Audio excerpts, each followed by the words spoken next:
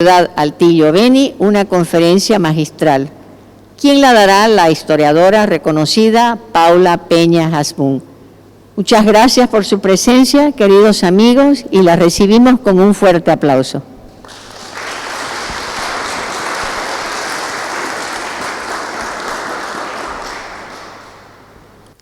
Muy buenas noches, agradecida a la señora Sarita, a la Secretaría Municipal de Cultura y Turismo por esta invitación y sobre todo por este mes tan cargado de actividades. Yo creo que la ciudadanía no le alcanzan los días para todo lo que tiene que hacer, porque día tras día de febrero, que es un mes de 28 días más menos 3 de carnaval, la señora Sarita y su equipo han logrado tener una agenda realmente llena de actividades.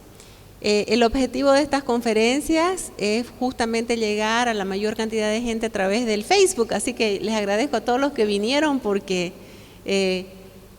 creo que no era tan presencial como está siendo, ¿no? Pero muchísimas gracias a todos. Cuando estuvimos planificando estas conferencias, generalmente se piensa febrero como el mes de la fundación y nos olvidamos de otras fechas importantes de febrero, ¿no? O bien, en otras ocasiones se dice septiembre el mes de Santa Cruz y no febrero, entonces parece que no solamente tenemos septiembre para festejar, sino también febrero. Y es en ese sentido que hemos decidido dar dos conferencias de este tipo. La primera hoy, 10 de febrero, para recordar el 14 de febrero, que es este día lunes, que no necesariamente es San Valentín. Seguramente todos regalarán flores, chocolates, rosas y no sé qué más en San Valentín, pero lo más interesante que es la fecha de la proclamación de independencia de la Gobernación de Santa Cruz de la Sierra. Y la próxima conferencia será el jueves 17, y el tema ya va a ser la fundación de Santa Cruz de la Sierra. Entonces, esos dos temas para recordar en febrero, y los que participaron en enero, hicimos también la conferencia sobre los 400 años de la traslación, la última traslación de Santa Cruz de la Sierra, que se fundó allá en la provincia actual de Chiquitos, se trasladó a Cotoca y se trasladó por segunda y última vez aquí a orillas del río Piray. Pero hoy no vamos a hablar de la ciudad y la fundación y su traslación y los 400 años, sino del 14 de febrero y cómo llegamos a él. ¿Ya empieza? ¿Sí? Ya, perfecto. ¿Qué celebramos los cruceños el 14 de febrero? ¿Por qué nos han reunido aquí? La noche del 14 de febrero, el Colorado Mercado, junto con todos los patriotas, tomaron la plaza de la ciudad capital de la gobernación de Santa Cruz de la Sierra. Si ustedes ven, esta es una imagen pintada por el artista plástico Carlos Sirvián, que se encuentra en el Museo de Historia y que fue financiada una serie de imágenes por un grupo de mujeres cruceñas, Acción por Santa Cruz. Pero me gustaría que la miren con detenimiento. Ahí se ve la antigua catedral, cuando era todavía una catedral a dos aguas. Esa es la esquina sudeste de la plaza actual 24 de septiembre, la plaza de armas en la época de la corona española. Y vemos llegar al Colorado Mercado y me dirán por qué con una bandera celeste y blanco, porque esa era la bandera de los patriotas. Vamos a ver por qué. Ellos llegan a tomar la plaza. El general Aguilera había entregado Santa Cruz, el 12 de febrero Valle Grande se había pasado del lado de la patria, de la república.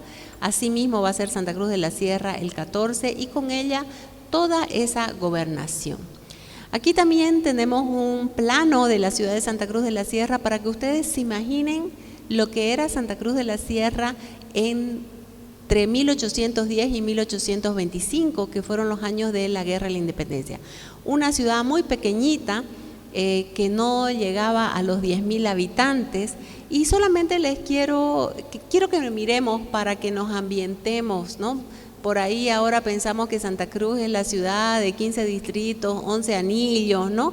Esta ciudad apenas tenía 11 calles, pero sigue siendo o sigue marcando lo que es la Santa Cruz de la Sierra de hoy. Aquí tenemos la plaza principal, la plaza 24 de septiembre, al sur tenemos la, no sé si se ve o no se ve, no, ¿sí?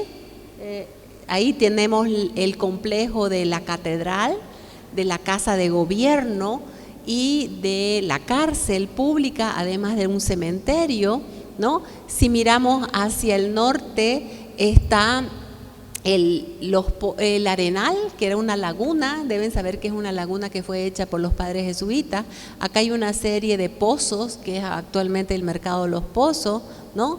Y si ustedes miran nuestra ciudad, estas calles principales o caminos abiertos desde tiempos inmemoriales siguen siendo hoy caminos importantes, ¿no? Voy a ir en el sentido del reloj, ¿no?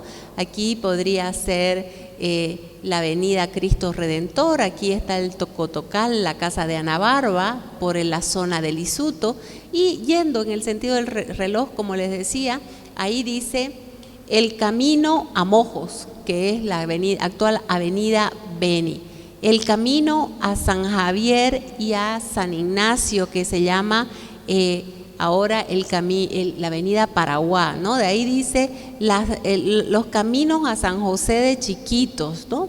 Que evidentemente ustedes ahora lo van a ver más por aquí, por lo que ahora se llama avenida Huapay, ¿no? Un poquito antes de llegar a la Virgen de Cotoca. Y siguiendo estos caminos dice Apaurito, ¿no? Que ahora es un distrito más de la ciudad de Santa Cruz de la Sierra. Aquí se encuentra la capilla, que nosotros le llamamos la capilla de la Jesús Nazareno, se llamaba la capilla de la Misericordia, y todo ese terreno era el cementerio, ¿no? Que alguien donó una imagen de un nazareno, por eso es que se llama de Jesús Nazareno, y vemos todas estas salidas de la ciudad, ¿no? Aquí tenemos las Pampas del Trompillo, donde ahora se encuentra el aeropuerto. Acá dice Al Palmar, que no es nada más ni nada menos que la Santos Dumont. Acá dice a Cordillera, ¿no? Si ustedes ven es la Prefecto Rivas. Y estas otras dice a la Sierra, acá dice a la Sierra, que es el doble vía La Guardia, los Campos del Pari.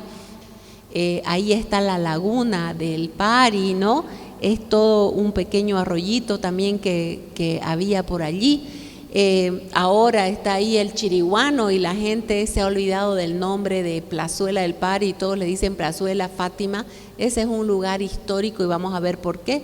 Aquí está el barrio del Chaparé, así se la llamaba la zona de San Roque, ¿no? Y seguimos, ¿no? Dice aquí Alpiraí, Alpero Vélez, otra vez Alpiraí, esta es la Bush, ¿no? Después la Roca Coronado, la Centenario, y finalmente al Gisuto, ¿no?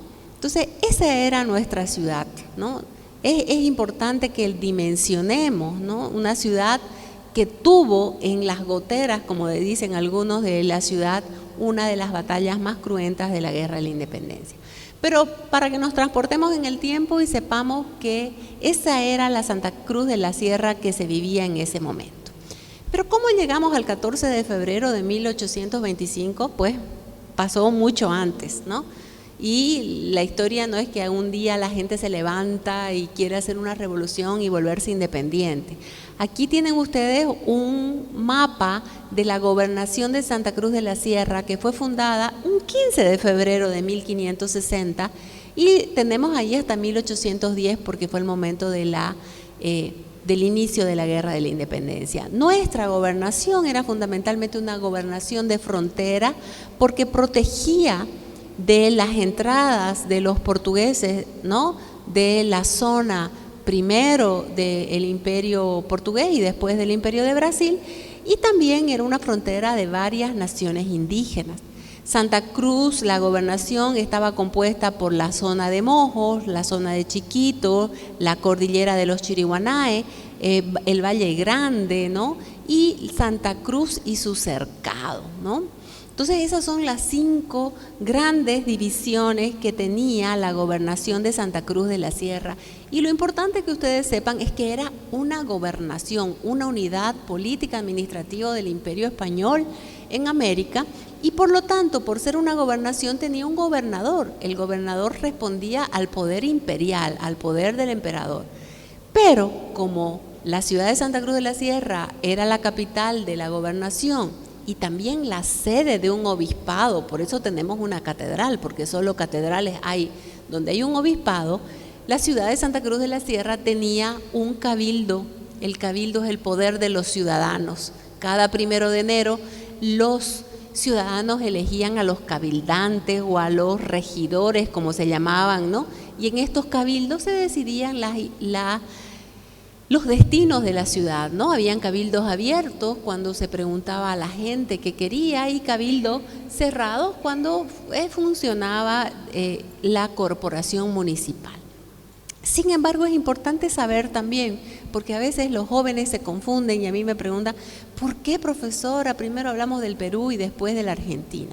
Porque en 1776 se creó un nuevo virreinato en América, el virreinato del Río de la Plata, se desprendió del virreinato del Perú, y ese nuevo virreinato estaba compuesto por 8 gobernaciones, una de esas, Santa Cruz de la Sierra.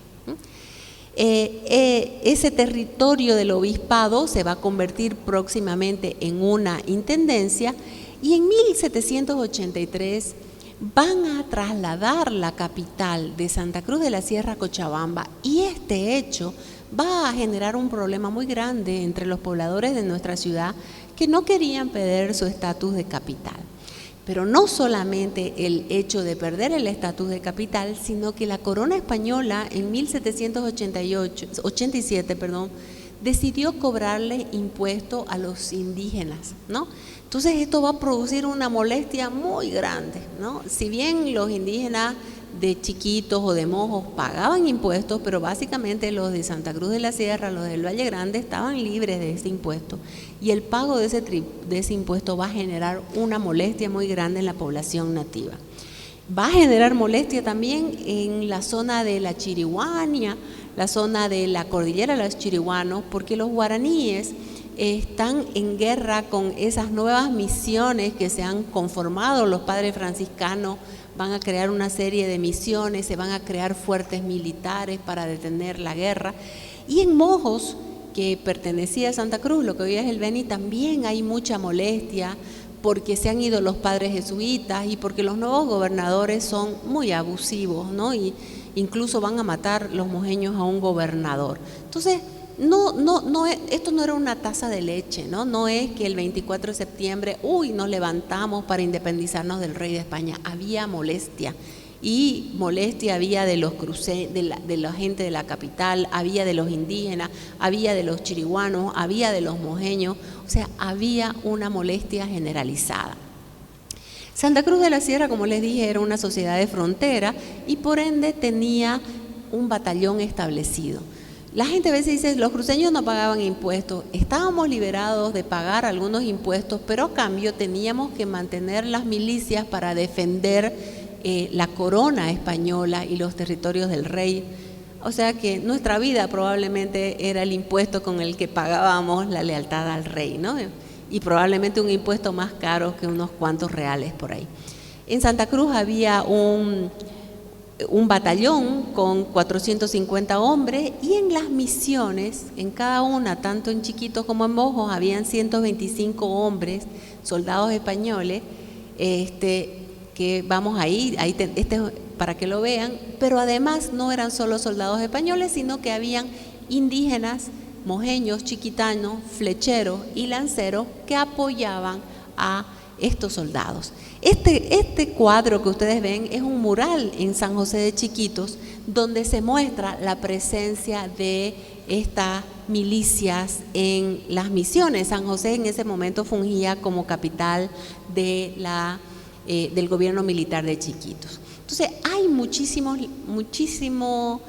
como les decía, malestar. Pero ese malestar además se va a profundizar cuando en 1808 el rey de España va a caer preso en manos de Napoleón. Napoleón va a poner un rey, su hermano José Napoleón, para gobernar España. Los españoles están luchando su propia guerra de independencia. Entonces, ¿qué pasa con los americanos? Es el momento ideal para que esas molestias salgan a flote, ¿no? En 1809 se van a dar los primeros levantamientos, primero en La Plata o Chuquisaca, lo que hoy conocen ustedes como Sucre. Después va a haber un levantamiento en la ciudad de La Paz, Pedro Domingo Murillo, y en agosto de 1809 va a haber un levantamiento en Santa Cruz.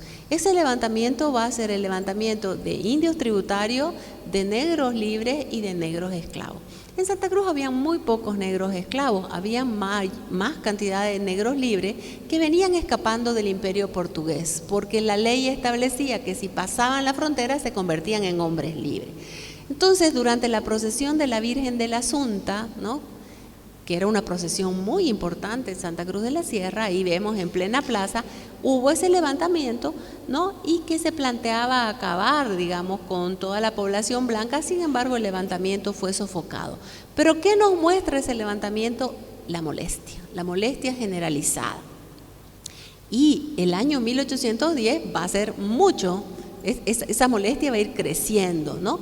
El 25 de mayo de 1810 se va a levantar Buenos Aires, la capital del virreinato. Van a sacar al virrey y van a formar el cabildo de la ciudad de Buenos Aires, va a formar una junta de gobierno, y esta junta de gobierno va a mandar sus emisarios a todo su territorio, ¿no? Esos que conocemos nosotros como los ejércitos auxiliares salen desde Buenos Aires, van a lo que hoy es Uruguay, a lo que hoy es Paraguay, a la parte del Tucumán, que hoy forma parte de Argentina, pero también vienen a los territorios de lo que hoy es Bolivia, ¿no? Llegan el 10 de septiembre al fuerte de Membiray en la cordillera, el 14 de septiembre a Cochabamba, el 24 de septiembre a Santa Cruz de la Sierra. Y por supuesto al resto del territorio de lo que hoy es nuestro país. ¿Y qué pasa el 24 de septiembre? ¿No? Ya había habido esa molestia. El cabildo de la ciudad de Santa Cruz de la Sierra, es decir, el poder local, decide tomar preso al representante de la corona española. Y el cabildo va a asumir la dirección de la ciudad, va a apoyar a la Junta de Buenos Aires. Ahí tenemos otra imagen de Carlos Sirvián, donde vemos la Casa de Gobierno, que hoy es la Brigada Parlamentaria, y la antigua catedral, ¿no? Entonces hay un levantamiento, el cabildo, que es la voz de los ciudadanos. Por eso es tan importante el cabildo, porque el cabildo representa el poder local. Y así se inicia ese largo proceso que conocemos como Guerra de Independencia. Pero como ustedes ven, no fue que el 23 de septiembre decidieron hacer este cabildo, sino que es una sumatoria de molestias generalizadas que se van a concretizar en el cabildo abierto del 24 de septiembre de 1810, en el inicio de la Guerra de la Independencia y, por supuesto, en la salida de cualquier representante de la corona española.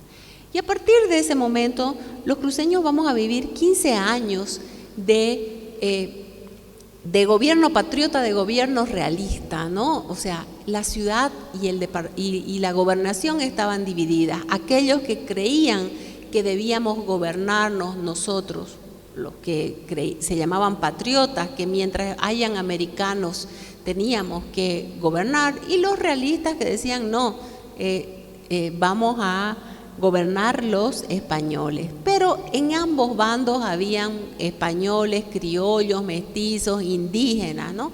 Habían indígenas realistas, indígenas patriotas, criollos realistas, criollos patriotas, españoles realistas, españoles patriotas.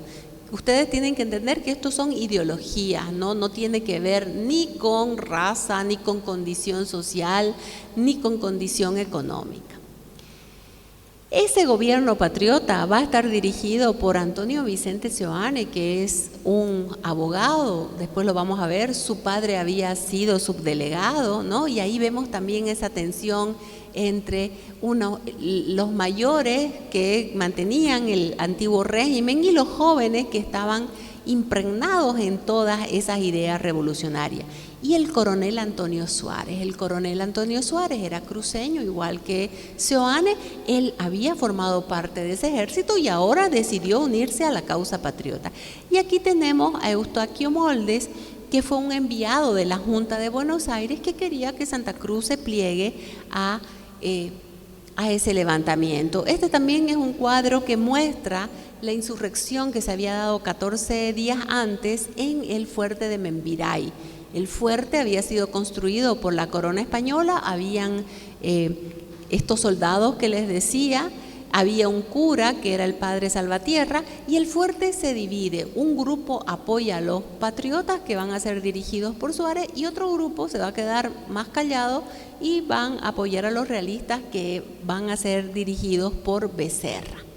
Ahí tienen una imagen del padre Salvatierra. Esto es un ir y venir, ¿no? Lo que pasa en Buenos Aires también impacta en Santa Cruz, lo que pasa con los ejércitos auxiliares también impacta en Santa Cruz. No estamos fuera de un contexto global, ¿no? Pese a que estamos en plena selva, aislados del mundo, están impactando estos sucesos. En 1811 los realistas derrotan a los patriotas y eso también supone que ese realista que les dije, José Miguel Becerra, que era cruceño, viene, toma Santa Cruz de la Sierra y va a gobernarla durante 2 años. Va a gobernarla durante 2 años, la ciudad va a estar dividida, los realistas van a ir a la iglesia de la Capilla de Jesús Nazareno, los patriotas van a ir a la iglesia de las Mercedes, la Merced, o sea, la ciudad va a estar dividida, ¿no? Y bueno, eso lo vivimos hasta el día de hoy, ¿no? Ciudadanos divididos y polarizados. Sin embargo, en 1813, este señor, el coronel Suárez, vuelve a tomar la ciudad, los patriotas habían vuelto a ganar importancia, y en 1813 se llama a la asamblea en Buenos Aires. ¿Y quién fue electo para ir a esa asamblea como diputado por Santa Cruz de la Sierra? Va a ser el coronel Suárez, además de Pedro Damián Iturbey. Por lo tanto, como Suárez deja la ciudad de Santa Cruz de la Sierra, Belgrano manda a Warnes. Warnes era un porteño, era lo que hoy decimos argentino, en ese momento no había Argentina, y él va a venir como nuevo gobernador de Santa Cruz de la Sierra, acompañado por ¿quién? Por José Manuel Mercado, conocido como el Colorao, o el Colorado, o el Colorao, como quieran ustedes ponerle. Supuestamente tenía el pelo pelirrojo, supuestamente digo porque no tenemos evidencias totales, pero le decían el Colorao. Y Warnes va a gobernar Santa Cruz 3 años. Durante su gobierno va a formar un verdadero ejército. Porque claro, yo les dije, habían miembros del ejército, pero no todos, y decide formar a los jóvenes cruceños. Ahí tenemos a un comandante patriota, tenemos a un soldado de la caballería, ¿no? El que quería formar parte de la caballería tenía que traer su caballo. Tenemos a un soldado de la infantería, a un oficial patriota. ¿Quién financiaba esta guerra de independencia? Nosotros los cruceños. Nuestra ciudad no era tan importante como Lima, como Buenos Aires, como Bogotá, ¿no? Donde podían vender capitales extranjeros como británicos a financiar. Aquí era a costa de nosotros mismos, ¿no? Las mujeres patriotas cosían estos uniformes y como ustedes pues ven son muy básicos, hechos de lienzo de algodón. Ignacio Warnes formó también el batallón de los Pardos Libres porque en Buenos Aires se decretó en 1813 la manumisión de los esclavos, es decir, la libertad, a condición de que formen parte de estos batallones y por supuesto todos van a sumarse a formar parte de estos batallones que no estaban exclusivamente formados por personas antiguamente esclavas, pero que se crearon con el objetivo de que los esclavos tengan una vía de convertirse en hombres libres. Muy bien, ahí tenemos un mapa que también nos lo hizo Carlos Sirvián de la gobernación de Santa Cruz de la Sierra durante el proceso de independencia. Durante Warnes se dieron las más importantes batallas. La más importante para la liberación del sur va a ser la batalla de Florida, el 25 de mayo de 1814, porque aquí está Florida, hoy es una pequeña población yendo a Camiri. Esa batalla va a garantizar la independencia de lo que hoy es Argentina. La segunda batalla importante es la batalla de Santa Bárbara en 1815, que va a garantizar toda la zona de Chiquitos para la patria. Y la tercera batalla es la batalla del Pari, que es la derrota de Warnes, que la vamos a ver ahora. Estas son imágenes de la batalla de Florida, cuando las tropas patriotas dirigidas por Warnes y Arenales derrotan a los realistas dirigidos por Blanco y evitan que los realistas pasen hacia el sur. Este es el río Seco, si alguna vez han ido por allí, pura arena en tiempo seco, pero con mucha agua en tiempo de agua. Y van a ser las tropas de Santa Cruz, de Valle Grande, de Cochabamba, que van a derrotar a los realistas. La segunda batalla, como les dije, es la batalla de Santa Bárbara en la zona de Chiquitos. En el camino entre San José y San Ignacio está esa antigua hacienda jesuita.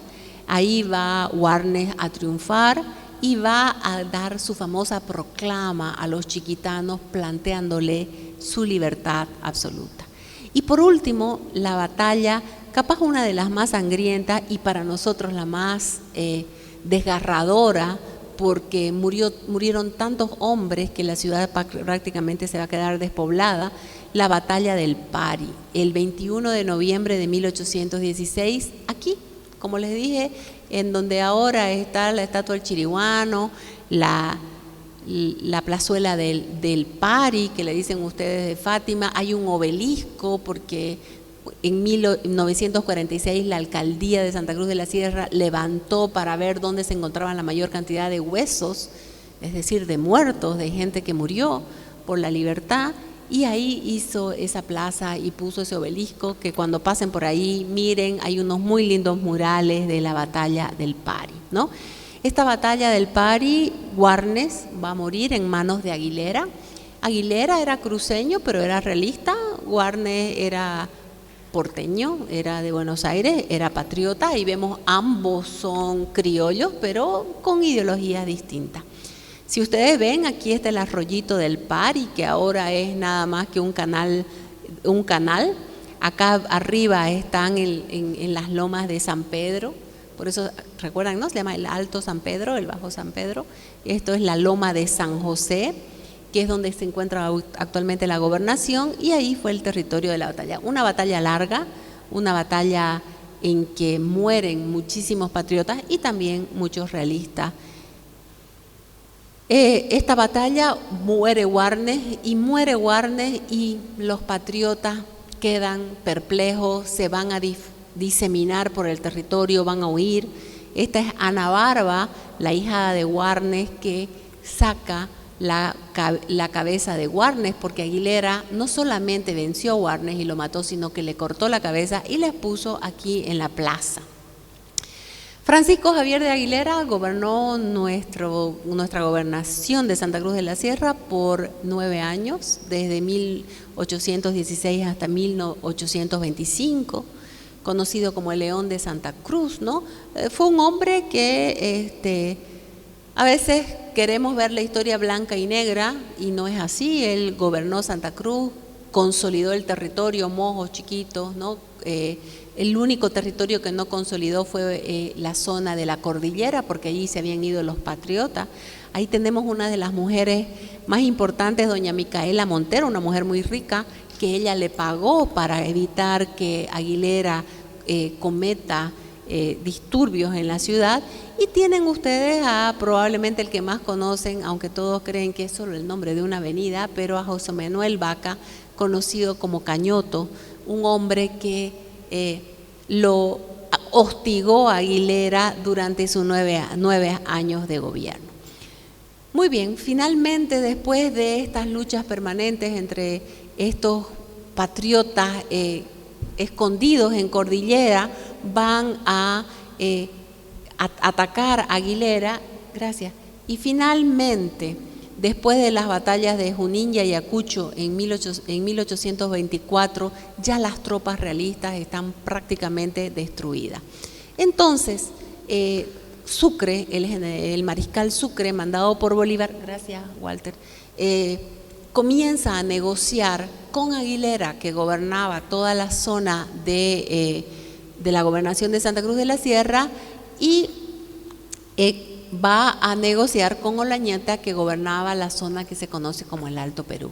El 12 de febrero de 1825, Valle Grande va a unirse a la causa patriota, y el 14 de febrero se va a unir Santa Cruz de la Sierra. Eso es lo que celebramos hoy, el fin de la Guerra de la Independencia y pues la independencia de nuestro territorio. El 15 de febrero el Cabildo se va a reunir, van a decidir unirse a la patria, y entre el 14 de febrero y el 6 de agosto de 1825 vamos a estar en un momento de transición. El Cabildo lo va a nombrar a Mercado, pero Mercado va a negociar con Sucre, y Sucre decide mandar a José Videla Castillo como primer presidente del departamento de Santa Cruz. Ya dejó de llamarse gobernación, pasó a llamarse departamento. Él era de Mendoza, del sur, digamos, de lo que ahora es Argentina, y Videla gobernó Santa Cruz entre marzo y diciembre de 1825. Se le dio un entierro a Warnes formal, ¿no? Lo enterraron en la catedral, esa era la catedral de ese momento, ¿no? Y se eligió a los diputados que debían ir a la asamblea deliberante. Fue elegido Antonio Vicente Seoane por Santa Cruz de la Sierra, fue elegido Vicente Caballero por Valle Grande, se eligió un diputado por Mojos, pero no le permitieron ir. Se eligió uno por Chiquitos, que finalmente llegó, y por Cordillera no se eligió a nadie, ¿no? El 6 de agosto, entonces, cuando se fundó Bolivia, cuando se decidió crearse un nuevo país, Santa Cruz va a formar parte de esa nueva creación. Y de ahí viene lo que yo les decía. Muchos chicos dicen, ¿por qué, profesora, teníamos que elegir entre Buenos Aires o entre Lima o ser un país libre e independiente? Porque habíamos pertenecido al Virreinato del Perú, habíamos pertenecido al Virreinato del Río de la Plata, y bueno, había toda una legislación que ustedes seguro lo conocen como el utis possidetis iuri, que había que esperar qué decían estos congresos. Finalmente el Congreso del Perú le dio libertad a estas provincias, el Congreso de Buenos Aires también, y con esa plena libertad igual se fue a votación. Hubo algunos diputados que votaron por unirse al Perú, pero la gran mayoría de los diputados decidieron formar un nuevo país, que sería la República de Bolivia, y esa República de Bolivia llamaría una asamblea constituyente al año siguiente, y ahí sí fueron elegidos los 5 representantes por Santa Cruz.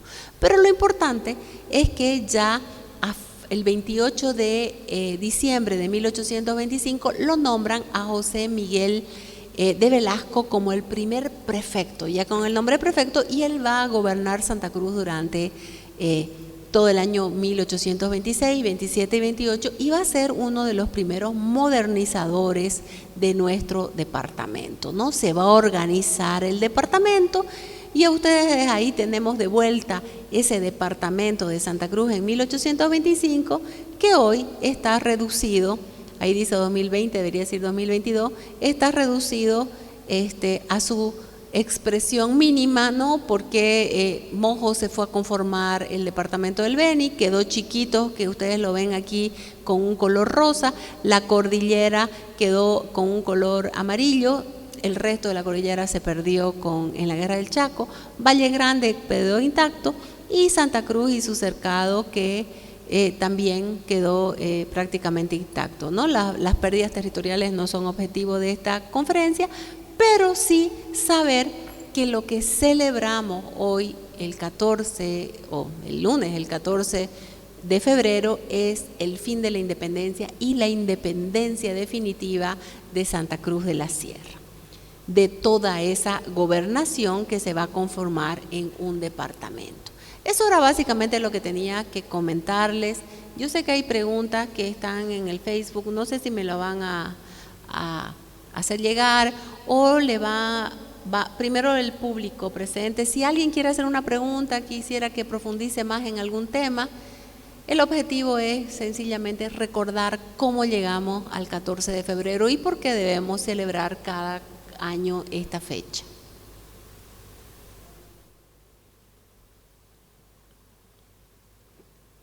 Eduardo.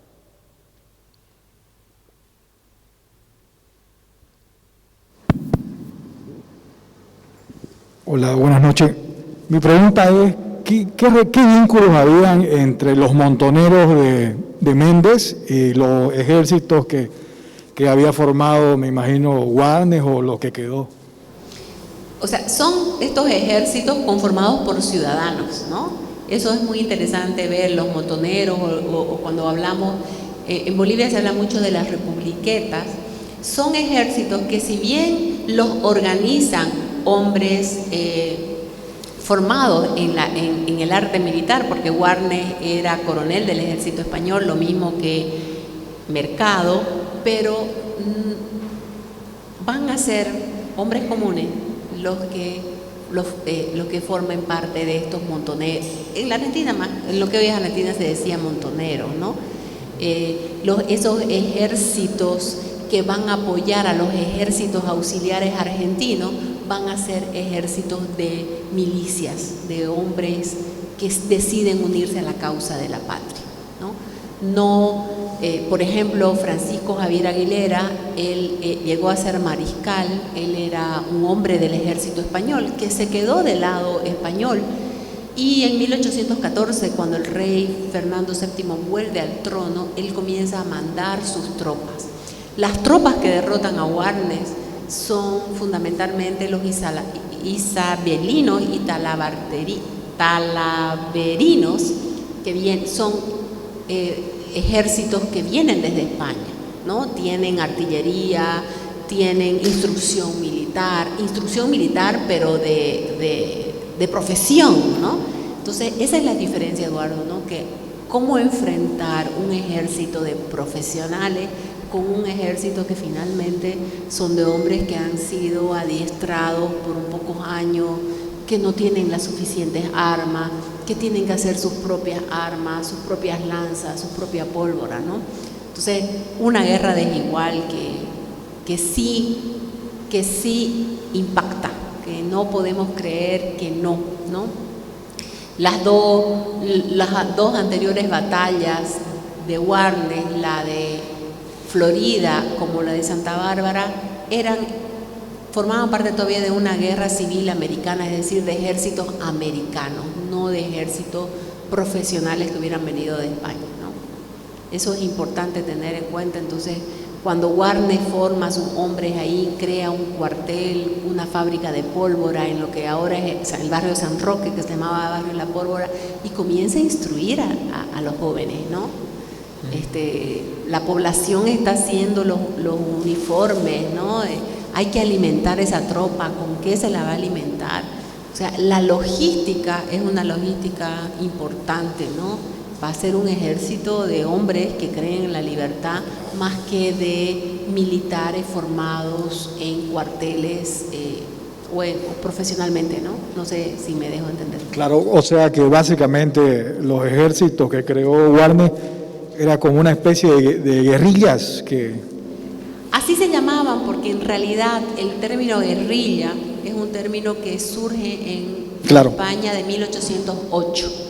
Cuando en 1808 el Napoleón invade España, los ciudadanos españoles comienzan a luchar sus propias guerras de independencia y ellos crean ese término llamado guerrilla, porque guerrilla se supone un ejército no formal o al menos con menos instrucción que un ejército formal.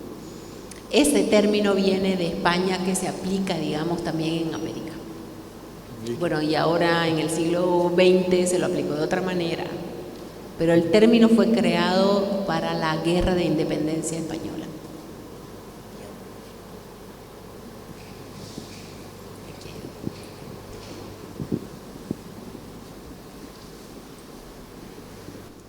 Muchas gracias. Hace poco dijo algo que me llamó la atención. Mencionaba, claro, que la historia no es blanco y negro y que también en los bandos, el realista y el bando patriota, había los criollos, los mestizos, los españoles, los indígenas incluso, porque no tiene que ver con el color de la piel ni con el estrato económico, sino con las ideologías. Entonces yo trato de imaginarme qué es lo que pudo haber congregado a hombres tan distintos, de orígenes tan diversos, en una misma idea. No sé si puede tal vez ayudarme a cuajar esto de Claro cómo que es sí. que unos deciden un bando y otros deciden otro. Va por un tema básicamente de identidades, ¿no?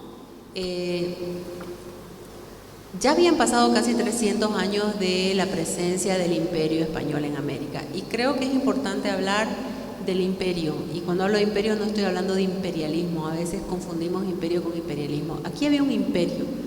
La gobernación de Santa Cruz de la Sierra era una unidad política administrativa del imperio, pero claro, van a haber una serie de reformas en el imperio a partir de 1760, que no hay que olvidarlas, y que van a recrudecer el cobro de impuestos. Pero también esas reformas van a permitir tener un ejército local, y eso va a ser fundamental para la posterior guerra, digamos. Pero también no hay que olvidar que hay una revolución industrial en marcha, ¿no? Una revolución industrial que está necesitada de consumir materias primas y necesitada de vender productos industrializados, liderados fundamentalmente por Inglaterra. La Armada Española había sido derrotada en 1805. España estaba totalmente desarmada con esa gran flota que había logrado la conquista de América 3 siglos antes. Los ingleses estaban desesperados por obtener los recursos de América. Ellos se habían aliado con los portugueses y el rey de Portugal, digamos, tenían grandes facilidades, tenían cláusulas de nación más privilegiada. Los ingleses en 1806 ocuparon Buenos Aires. El primer periódico de Buenos Aires se publica en español o en castellano y en inglés, ¿no? Entonces, hay todo. Está el liberalismo surgiendo en el mundo, esas ideas de la libertad, de la ilustración, que también aquí la leían, ¿no? La necesidad de dividir el poder, la necesidad de que el rey no sea un rey absoluto, que haya un parlamento, que haya unas cortes, que haya una justicia independiente, ¿no? Entonces, en el mundo, por eso le digo, no estamos fuera del mundo, en el mundo hay una revolución industrial en marcha, hay unas revoluciones políticas, como la independencia de Estados Unidos en 1776, la Revolución Francesa en 1889 y la posterior independencia de Haití como república. Entonces, todas estas ideas están ebulliendo. Muchos de los abogados como Seoane y muchos otros estaban estudiando eso. No hay que pensar que estaban totalmente desvinculados, leían a Rousseau, leían a Voltaire, ¿no? Habían visto lo que estaba pasando en los Estados Unidos, en el nuevo país, Estados Unidos. Entonces, entre eso, entre impuestos, entre una economía que necesita liberarse, en Santa Cruz tenemos una economía protocapitalista. Los cruceños desde la fundación de la ciudad están produciendo azúcar y están vendiéndola al mercado potosino, al Tucumán, ¿no? O sea, aquí hay una industria, porque los cruceños no teníamos la idea de solo la materia prima sería la caña de azúcar, ¿no? Pero no es caña de azúcar, es transformación de esa materia prima a través de una industria básica, porque eran ingenios, ¿no? No eran máquinas, pero era una industria y había que comercializarla, ¿no? Entonces hay también esas ideas y la corona está poniendo restricciones comerciales, ¿no? Si bien hubo alguna libertad de comercio, ya esas industrias necesitan ir más allá. O sea, la industria cruceña produciendo caña de azúcar y convirtiéndola en azúcar, produciendo cueros pero exportando suela, se exportaba arroz, ¿no? Entonces es una economía de largo alcance, ¿no? No es como la minería, una economía inmediata. Usted saca el mineral y lo vende y su riqueza es inmediata. Aquí y lo deben saber todos, tenemos que plantar la caña, esperar no sé cuánto, cosechar y que llueva, que no llueva, que esté seco, todo. Que no es sacar y vender el mineral, ¿no? O guardarlo, y no la puedo guardar la caña hasta que sube de precio, tengo que transformarla en azúcar, ¿no? Entonces, estamos en un momento, Santa Cruz desde su fundación está en ese cinturón protocapitalista que sí existía en América. Y bueno, el liberalismo está en auge, ¿no? Entonces, yo no he hablado aquí de eso, podría hablar en algún otro momento. En las instrucciones que se le da a los diputados que fueron a la Fundación de Bolivia, son muy claros los cruceños: queremos mercado libre, queremos comercio, porque creemos que las riquezas de los pueblos es a través de la reducción de impuestos, a través de poder vender su producto, a través de que nos acaben los estancos de tabaco. Por ejemplo, se producía mucho tabaco en la zona de los valles, pero había la legislación española que les obligaba que usted su tabaco tenía que vendérselo al imperio, al Estado español. Entonces, libérenos de los estancos de tabaco, permítanos negociar con Brasil, con el imperio de Brasil, con Paraguay, queremos construir caminos. Todo eso está, digamos, está ahí, hay que leerlo. Entonces, esas ideas se están generando en el mundo desde el siglo XVIII y los cruceños no estamos fuera de esas ideas, ¿no? No les voy a decir pues que las grandes mayorías las conocieran a Voltaire, pero bastaba que un par la conozca. Y más lo que le digo, a los indios tributarios les están cobrando tributo, nadie quiere pagar tributo. A los chiriguanos les están metiendo misiones, y no quieren las misiones, ¿no? O sea, y vamos a ver que hay unos querembas chiriguanos apoyando a los patriotas porque les están prometiendo la libertad, ¿no? Entonces, los mojeños también quieren tener su antigua situación que tenían antes de la salida de los jesuitas. Como le digo, estamos en un mundo cambiante. Y el mundo cambiante está marcado fundamentalmente por las ideas del liberalismo político y económico, y no estamos fuera. Y nuestra propia economía, que es una economía productiva de intercambio, pues es mucho más fácil, ¿no?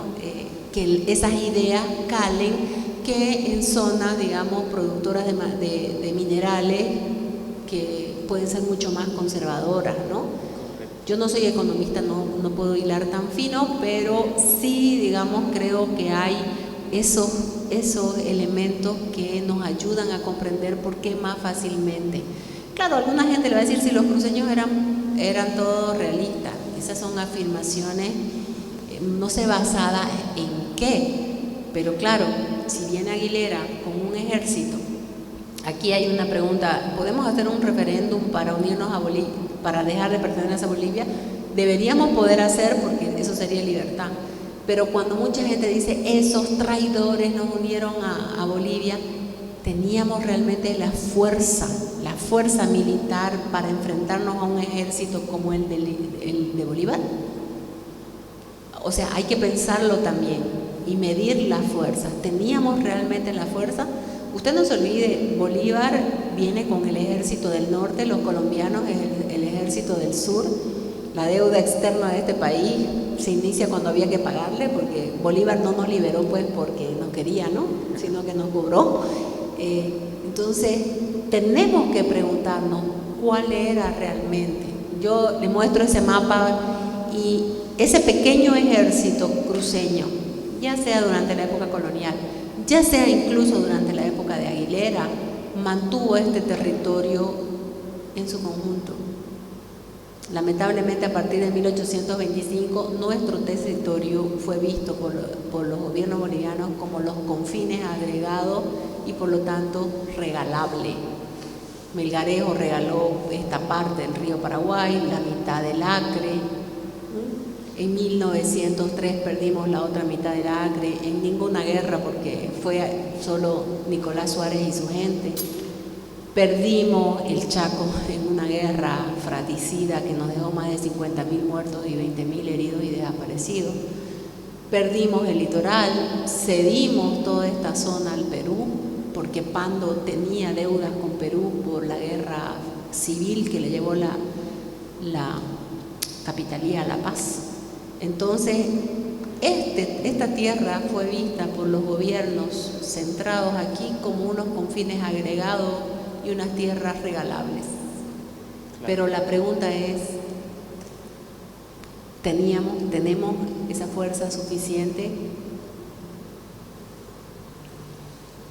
Muchas gracias. Viene otra. El señor tenía otra pregunta. Licenciada Paula, buenas noches. Sí.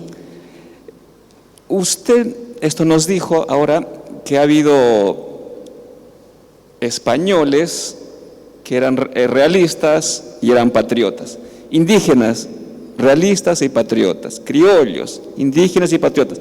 Entonces lo que hubo fue una guerra civil. Inicialmente sí. Claro, porque supongo que lo mismo sucedía en Cochabamba, en Lima, en Buenos Aires, en México. Lo que hubo fue una guerra civil. Y otra pequeña observación, estuve viendo en las pinturas, Carlos Cebrián se llama, ¿no?, el pintor. Ahí veo que se usa la bandera actual de España. ¿No sería lo correcto que deberías estar las aspas de Borgoña, porque era la bandera imperial de ese momento? Pero habría que preguntarle a Carlos, pero le voy a hacer llegar su... No, me parece una buena observación, le voy a hacer llegar su... Sí, porque a veces el simbolismo es más fuerte que la misma teoría o escritura. Uno ve esa bandera y le da a entender que es una guerra entre los patriotas y la España de esto actual. Como a la España, claro. Lo correcto sería que esté la bandera imperial, que son las aspas de Borgoña, ¿no? Voy a llegar al pintor, y sí, usted ha dicho algo que es correcto. Entre 1809 y 1814 sí hay una guerra civil americana, porque los españoles están luchando su propia guerra. Claro. Pero cuando vuelve el rey Fernando VII al poder, ahí ya sí hablamos de una guerra de independencia con nombre y apellido, porque el rey manda a sus tropas. Correcto. Y ahí sí podemos hablar de una guerra de independencia. Pero independientemente que sea civil o una guerra de independencia, digamos, con nombre y apellido, vamos a ver gente de, por ejemplo, Arenales era español, pero del lado patriota. Warnes era criollo, que estaba del lado patriota. Y así podemos encontrar, ¿no? O sea, pensemos que Santa Cruz, Vallivian, todos eran realistas, ¿no? Hasta el último momento, pero bueno, se cambiaron y creyeron en la República. Entonces, la gente tiene derecho a cambiar de opinión, por supuesto. Aguilera, por ejemplo, nunca quiso cambiar de opinión y finalmente murió fusilado en 1828, ¿no? Murió en su ley. Muchísimas gracias, licenciada. Sí. Antes de eso, dice, en los colegios nos hablan, el territorio estaba dividido en republiquetas. Bueno, esta es una corriente historiográfica en Bolivia que habla de las republiquetas, porque habla la republiqueta de Warnes, que sería toda la gobernación, habla la republiqueta seguro del Moto Méndez, ¿no? Y de todos esos guerrilleros, como decía Eduardo, es una manera de denominar, nada más, ¿no? Es una manera de denominar algo, pero en el caso cruceño yo prefiero hablar de gobernación que de la republiqueta, porque incluso hasta puede confundir, así como usted dice, puede confundir y tener la bandera. A veces los chicos pueden pensar que estamos hablando de repúblicas, ¿no? Y yo personalmente prefiero no usar ese término. ¿Se sabe en qué condiciones económicas fallecieron Cañoto y Colorado Mercado? Hemos encontrado, bueno, Luis Enrique Rivera encontró, ¿no?, ya la certificación de fallecimiento de Cañoto, y el Colorado Mercado murió en la pobreza, digamos, ¿no? Eran gente que, pese que lucharon por la independencia y que estuvieron al frente de 1810, murieron en la pobreza. no voy a decir de Cañoto porque no lo sé, no sé bien, Martín, usted sabe en qué condiciones murió Cañoto, pero pobre también. Pero de Mercado sí puedo garantizar que murió pobre, pero Vilmar me está diciendo que sí. Porque encontraron ya, se había pensado que había muerto en la Argentina, ¿no ves? Pero ya encontraron que murió en Cotoca, Itapaqui, ¿no? Que ya también le cambiaron el nombre, ahora se llama Itapaqui, porque nosotros no somos muy conscientes de los nombres. Sí. No sé si hay alguna pregunta más. Gracias. Licenciada Paula Peña, un gusto volver a verla. Bien. Quería hacer, prácticamente mi pregunta es más aclarativa. ¿Podría decirme cómo era la relación social en sí antes y después de las luchas independentistas? O sea, refiriéndome al 14 de febrero en sí, ¿no? Ya que no nos olvidemos que algo que descuida mucho tanto los gobiernos actuales, departamental y nacionales, que no se explica a detalle la relación social en sí de todos los individuos de ese momento, ya que eso es una base fundamental, ¿no? Porque así se aclaran las cosas y se destruyen otras, porque no olvidemos que tanto el gobierno central te predice los hieros eran los que gobernaban y por eso los atraían a todos así, o la gobernación te dice era una lucha cívica, o sea, eso, o sea, como era, es que no quiero decir división social, porque división social es una forma de preguntar, es una forma de llevar a cabo el tema, pero en realidad es relación social, es decir, cómo era la relación prácticamente entre los, no me gusta decir pobres y ricos, o criollos, o esclavos, o sea, las relaciones sociales y todas las personas presentes en ese momento, ¿no? Eso, o sea, Yo no he hecho tantos estudios de eso, pero lo que sí le puedo decir, Flores, es que he revisado el impuesto que Aguilera cobraba, porque cada mes los ciudadanos tenían que pagar un impuesto. Aguilera era así súper dedicado, cobraba, y ahí, copiando eso, digamos, puedo darme cuenta, por ejemplo, esta Micaela Montero pagaba 6 pesos de impuesto. Había gente que pagaba 2 reales, ¿no? Entonces, usted, ese trabajo no lo he terminado, puede darse cuenta, digamos, en función de los impuestos que pagaba, cuáles eran más o menos sus condiciones económicas. Claro que también me podría decir, pero a sus amigos Aguilera no le cobraba, sí, probablemente, pero no lo sé porque no está, ¿no? Entonces, por un lado, eso, podemos más o menos ir ya determinando quiénes tenían más dinero, quiénes tenían menos, dónde estaban ubicados, cuántos vivían en Santa Cruz de la Sierra, cuántos en Contoca, cuántos en Paurito, cuántos en Itapaqui, cuántos en el Valle, y así sucesivamente a qué se dedicaban, ¿no? Ahora, claro, Moreno dice, éramos bellos como el sol y pobres como la luna, ¿no? Y que no se diferenciaba la hija de un arriero pobre de alguien más rico, porque finalmente todos éramos muy pobres, pero eso no significa que no hayan diferencia de estatus, ¿no? Pero no se han hecho muchos estudios y ustedes como sociólogos tienen pues la posibilidad de hacerlo. Lo estoy haciendo desde este momento. Muy bien, lo felicito. Lo felicito. Entonces, el señor, ¿no? A él lo dejamos. Sí. Bueno, serían 2 preguntas. Teniendo en cuenta el cambio sustancial que desde el liberalismo se da, de la historia directamente, desde tener menos restricciones para el comercio, aperturándose al mercado, el libre mercado, gracias a ello surge la revolución de la máquina, ¿no?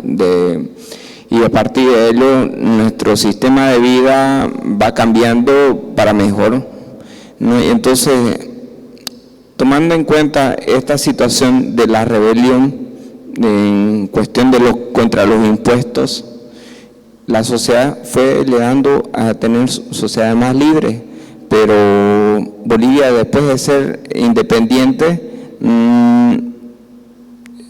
siguió manteniendo la cuestión tributaria, ¿no? Entonces, quería saber un poquito en cómo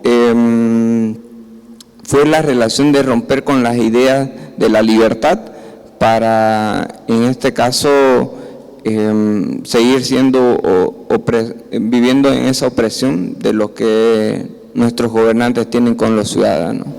A ver, Sucre y Bolívar eran liberales, ¿no? Sucre elimina, usted me imagino que se está refiriendo al tributo indígena. Sucre elimina el tributo indígena, le confisca todos los bienes a la iglesia, los conventos se convierten en cuarteles y pide la propiedad individual de la tierra. Sin embargo, cuando llega Santa Cruz al poder, él vuelve al tributo indígena y de ahí vuelven también a la propiedad colectiva, ¿no? Entonces, fundamentalmente más se da en la zona andina, ¿no? Que aquí había más propiedad individual de la tierra, ¿no?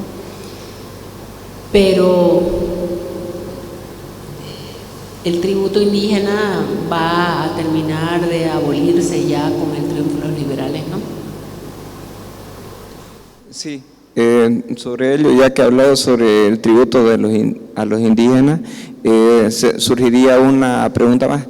Teniendo el modo de producción que los indígenas tenían, por ejemplo, muchos indígenas que eran comerciantes, ¿no? Por ejemplo, la zona andina son procapitalistas, ¿no?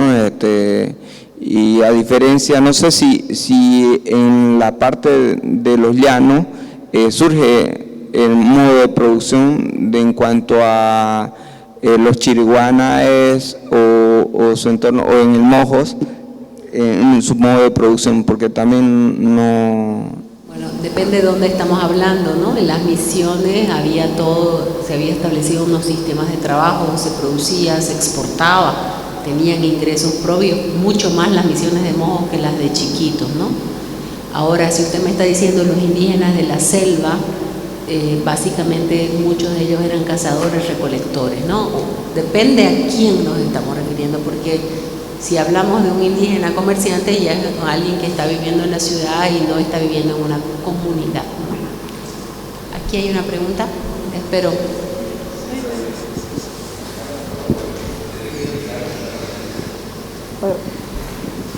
Buenas noches, licenciada. ¿Por qué es tan importante la batalla de Florida para los argentinos que la conocen muy bien y no para nosotros? Bueno, para nosotros también es importante que no la conozcamos, es harina de otro costal. Voy a mostrarle aquí. Ay, es que no se pueden ver, pues, ¿no? Todita. Ahí. Mire usted, aquí digamos está lo que hoy es Argentina, ¿no? Aquí está la cordillera. Los españoles habían formado dos fuertes importantes, San Fernando, el fuerte de San Fernando de Saipurú y de San Miguel de Membiray. Estos eran fuertes de la corona española, construidos, vinieron Seoane y otros a construir. Estos dos fuertes tenían como objetivo la protección de este territorio. Por eso es que vieron esa imagen. Entonces, las fuerzas patriotas estaban concentradas en el sur. Fueron desde Buenos Aires a lo que hoy es Paraguay. Recuerden que Paraguay se independizó en 1811, fue el primer país de América en independizarse. Fueron a lo que hoy es Uruguay, fueron a lo que hoy es Chile. Vinieron hasta, digamos, todo lo que es el Alto Perú, ¿no? Fueron a Potosí, todo el mundo ha estudiado sobre cómo sacaban dinero, ¿no? De Potosí, fueron a Oruro. La Paz se declaró unida al Perú, ¿no? Pero estas fuerzas venían de acá desde La Paz, Goyeneche, desde Lima, y buscaban seguramente ir derrotando y recuperar Buenos Aires para el rey. Entonces, la batalla de Florida tiene esa importancia de que derrota a este ejército que se encontraba por esta zona y garantiza ya la independencia de las Provincias Unidas, que básicamente ya en 1813 ellos habían llamado a su Congreso Constituyente, finalmente va a ser en 1816, pero la batalla, si usted mira en el mapa, es más o menos un tapón, ¿no? Y lo interesante es ver cómo nosotros somos un sándwich, como decía Víctor, José Luis Roca, ¿no? Una región sándwich entre estas fuerzas patriotas y esas fuerzas realistas. Nosotros estamos en el medio. Pero ¿por qué las recuerdan?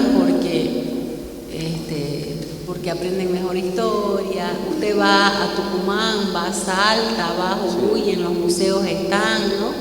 Nosotros pues lamentablemente en la currícula escolar poco y nada se enseña de lo nuestro, ¿no?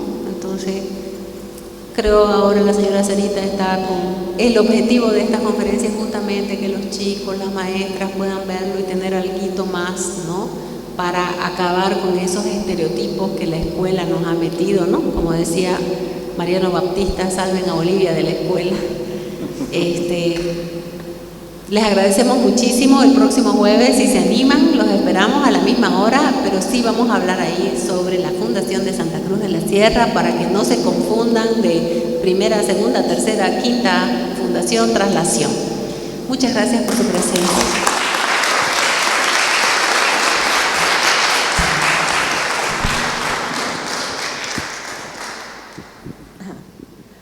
Muchísimas gracias, querida Paula. Y a ustedes también por su presencia. Ojalá que vamos a tener esto todo el año, son los 400 años.